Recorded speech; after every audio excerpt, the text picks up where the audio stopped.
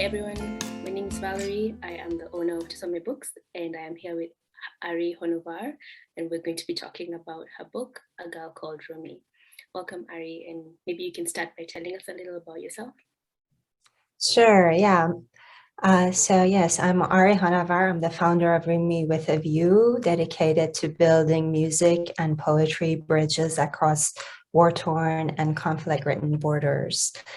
I have written for a number of publications. I have a couple of anthologies. My work has been in a couple of anthologies, and I have a Rumi's Gift Oracle deck, which features my own translations and meditations and illustrations with Carmen Costello, which came out in 2018. And my debut novel is this book that we're talking about, A Girl Called Rumi, and that came out September of 2021. Thank you. Well, first off, I really enjoyed reading your book. I absolutely loved the, like the magic in the book.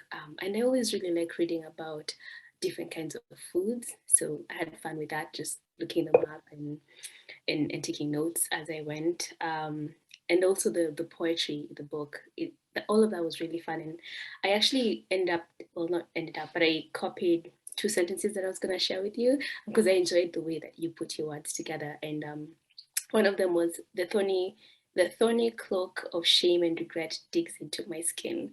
I really liked that sentence. That was closer towards the end of the book. And another one was, only a madman could laugh out loud in these times. Like, I'm just saying this to say that I really enjoyed your writing style and the way you put your words together. It's just so brilliant. And yeah, it was a very, very fun read. Thank you so much for your kind words. Yeah, it's funny because the book is based on my experiences growing up in Iran during the 80s. And I was a little bit younger than the main character, Kimia, in 1981, but wanted to show the world through the eyes of a child growing up in those times in the city of Shiraz. And when I was 6, women of Iran lost their right to ride a bicycle or sing in public, and music and dancing became illegal. At the same time, as part of the strict interpretation of the Sharia law, freedom of expression became curtailed and dissidents were punished.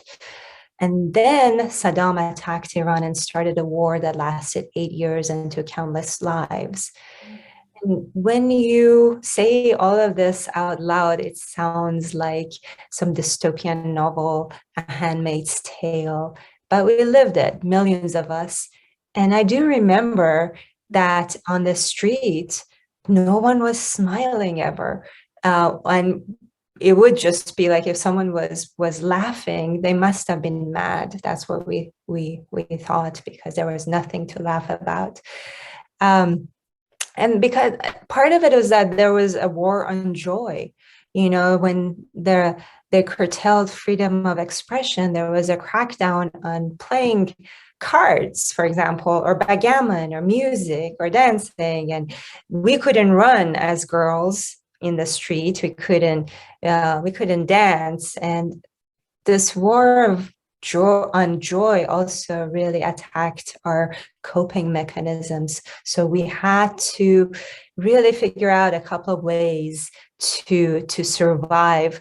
One was to take risks, and the risks could end your freedom or your life. And I did that. I chose little acts and large acts of defiance. And I was not caught, fortunately. And then the second one is to become resourceful in the way of bringing joy into our lives. And many of us, like me, relied on the soul-saving power of poetry and storytelling. I'm so glad you've talked about all of that, because when I feel like, at least for me, when I'm reading all these stories, there's something like, because obviously I haven't experienced that, there's this being removed from all of it. It doesn't actually really like it's hard to actually understand how that impacts people and what exactly your life on the ground is like, right? Um, I remember when I was reading this, your book, and the part where you talk about when you went to when Baba was shed. Is that how you say it? Mm-hmm. Very When good. he, thank you, when he was telling the Kimia and Riza stories, and he had Bagamon, right? Like in the with him, or yeah, there was Bagamon that he kept with him, and at that moment I didn't realize that people were not even allowed to play games, and that's yeah. And then I think there's a section where you talk about how Kimia and Riza would be walking and talking on the street, but then when they see people, they pretend that they're not even together, right? And it's like it's very jarring, and Mm. yeah. So I think anyway, go ahead. You were gonna say This something. is exactly kind of what happened. My best friend was a boy, and all of a sudden I couldn't play with him. And we had all these beautiful, lovely adventures before, and all of a sudden I understood that I was a girl and he was a boy. Before then, it was, I just like, that's my friend, and didn't have that kind of he enjoyed certain freedoms and I didn't. All of a sudden I found that extremely unfair because I was appalled about how women's rights were trampled. And how do you even get little children to understand that? Like it's one thing when those leaders are saying this, but then for a 5-year-old, 6-year-old, if as a parent you're trying to explain that, okay, you're a girl, now you have to behave like this, it's hard for a child to make sense of that. I mean, even just looking at the pandemic now, right? Trying to Yeah. explain to kids why they can't go to school, why they have to be at home away from Mm. their friends, that's hard. So I don't know. I just found that I was really struggling to picture it. Yeah. Yeah, and it was especially hard because of this freedom of expression being so hampered that when we were at home, my parents had to be super careful about what they said in front of us, even any kind of criticism against the government, in case we went and told someone at school and then they would be taken away or we would be separated from them, because this happened to a number of people that we knew, that their kids innocently described what their parents' conversation was like at school, and then the next thing you know, they the parents were taken to jail. So we had to become really good secret keepers, and I think that's a point that I really made in the book as well, how important it was for Kimia not to only have double lives, like this is an extreme form of code switching, right? Because you're at home and you're doing your things, and then you go out and you have to be in a certain way because your life and your family's life and your friends' lives are dependent on it. So I think you've touched on this already when you're talking about how you've experienced your life experience was very similar to the story in the book. And I wanted, well, first, before actually we get to that, I kind of wanted you to talk about what the book is about, which I feel like we already have touched a lot on. But yeah, maybe you can tell viewers more about A Girl Called Rumi. Yes, of course. So you learned a bit of my background. So the book itself is about childhood friendships. It's a story of family bonds and what happens when to relationships when an entire region is thrown into the crucible of political oppression and war. And of course, at a deeper level, it's a story of the omnipresent yearning for liberation from suffering. And that shows up in the 12th century Persian mystic and poet Attar's Conference of the Bird, which is a myth that is woven through the book. And that is an allegory for spiritual attainment. And it's even accessible to a 9-year-old girl. She's drawn into this mythic tale as a storyteller tells them the myth of seven valleys of love, of the conference of the birds. The storyteller is Baba Morshid, and he tells Reza and Kimia, the main character, this story.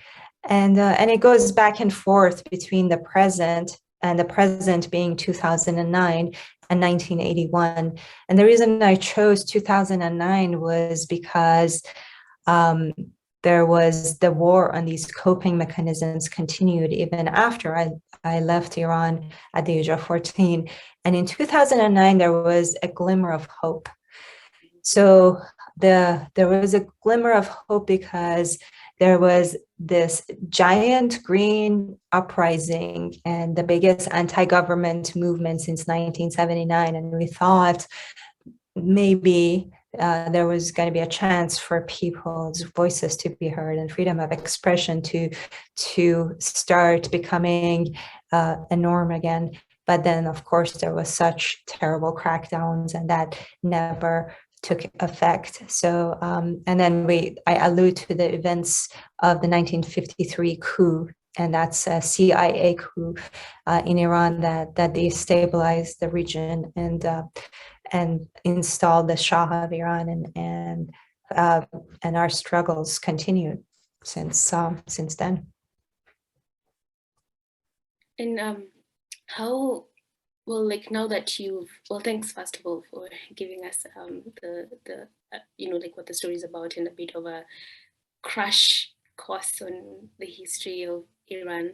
I'm just wondering now, I guess, in your own life and also for the characters, Kimia and Arman, just moving from home and living in a place that's so far from where you're actually from, what, like, how does that influence the characters' lives and even just your own?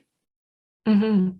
So I think that something that happens with a lot of immigrants is that the survival mechanism really kicks in, and we try to integrate ourselves into our environment the best that we can.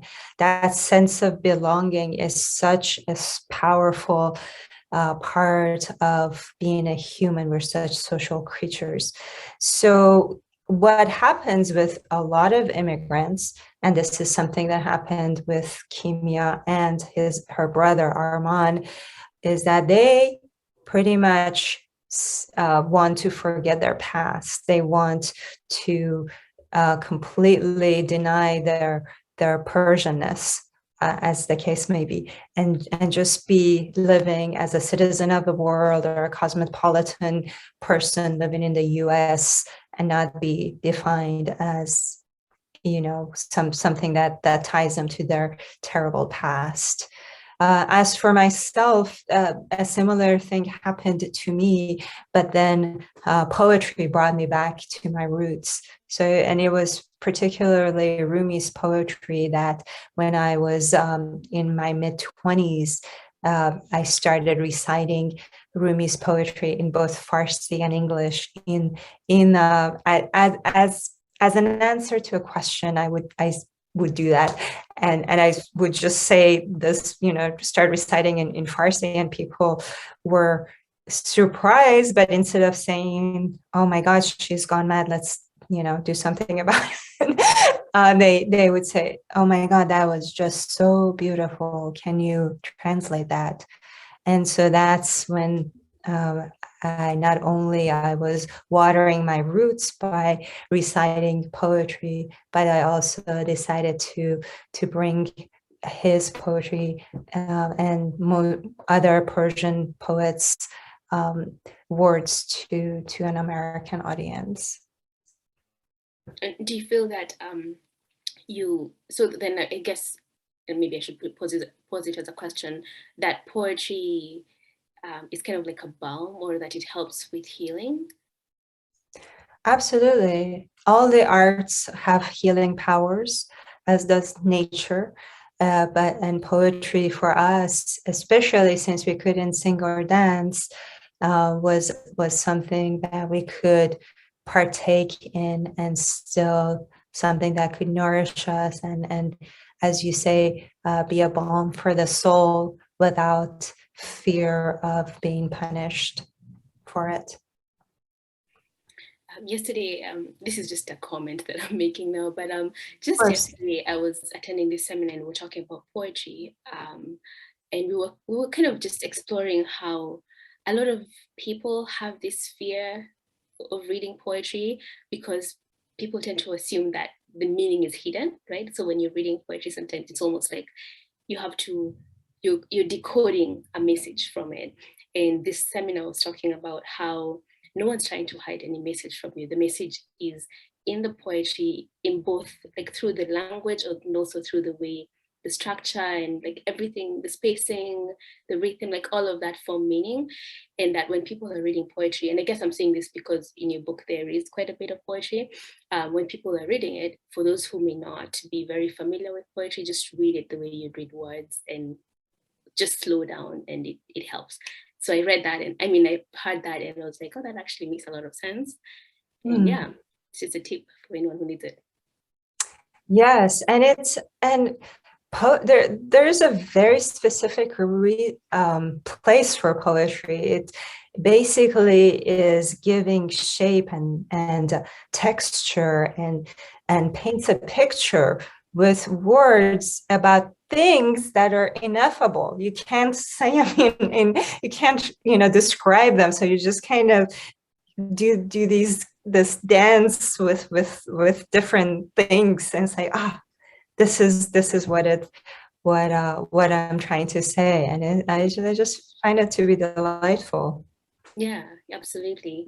And poetry, normally you can't say it in any other way and that's exactly what you just said, right? Like that's the way it's written. That's the best way to express it. If you try and translate it, you almost lose meaning. It's a little bit like a joke, right? Because yes.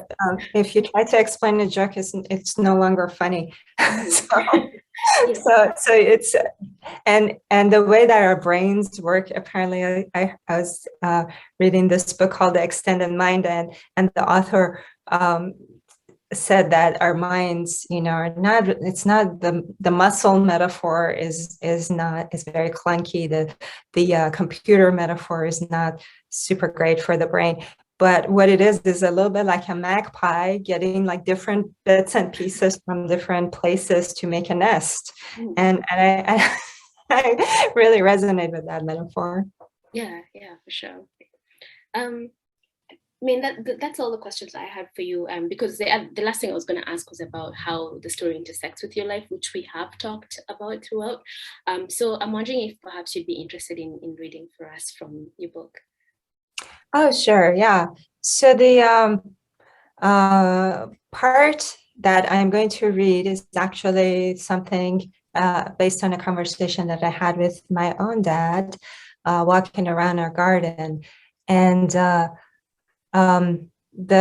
this universal thing that when you're attacked, whenever you're attacked, you're like, these people who are hurting us must hate us, who are dropping bombs on us.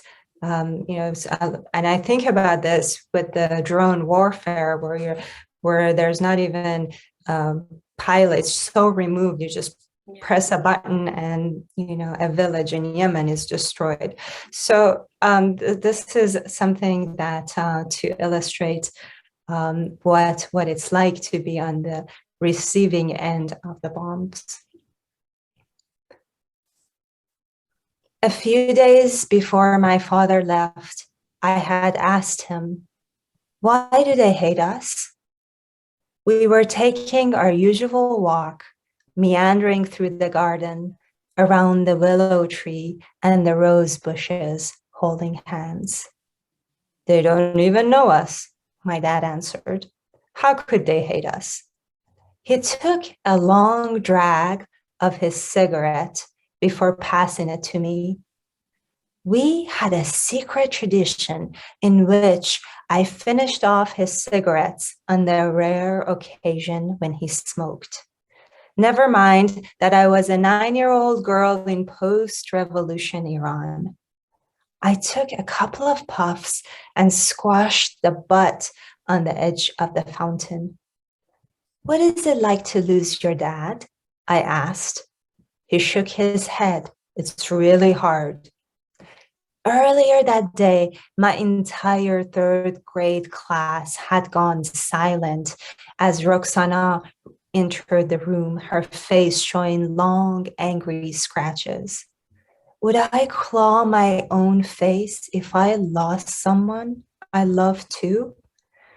Roxana and were good friends, and I hated that I hadn't been there when she found out. Even worse, I didn't know what to say. So I just sat there staring at my hands, my ears still ringing from the explosions that had shaken the earth the night before. Her dad had been visiting his sick mom in Tehran when a Scud missile got him. The missile also killed his mother, along with the hosts and all the guests attending a 6-year-old's birthday party. They were all in the same apartment complex. Even though we were used to going to funerals, it didn't get easier. Baba, if they don't hate us, why did they bomb us? My dad was about to say something, but instead he changed course as not to disturb a caravan of ants that spread across the walkway. I followed suit. Once, when I was 4, we had come across a similar caravan on our walk. I had homed in on the biggest ant and had crushed it with a rock. Why did you do that, Uji? My dad had asked, calling me by my nickname. I killed a big scary dragon, I said, as if it were the most obvious thing in the world. Do you want to know what I see? He asked. He sat next to me and pointed to the ants. That one right there is Sarah. She's the oldest daughter. She likes to tell jokes. Everyone always laughs at Sarah's jokes. That one right there is Nana Sheda. She makes the best baklava. And that little one over here, that's Sina. He is the youngest of all, just like you. He loves drawing with crayons. Do you know what Sina does with his crayons after he's done drawing a picture? I shook my head. He eats them. Who else does that? He said, tickling me.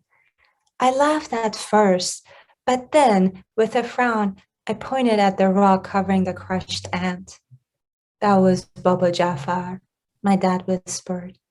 He was leaving for the store to buy Sina some more crayons. Remembering that day from ages before, I looked up at my dad. He looked tired, and gray hairs that hadn't been there a few days ago had sprouted on his head like grass shoots on a spring day. I didn't ask him any more questions about Iraqi pilots and bombs. I just squeezed his hand and we continued our walk around the rose bushes and the willow tree. Thank you. Thank you. That's very beautiful.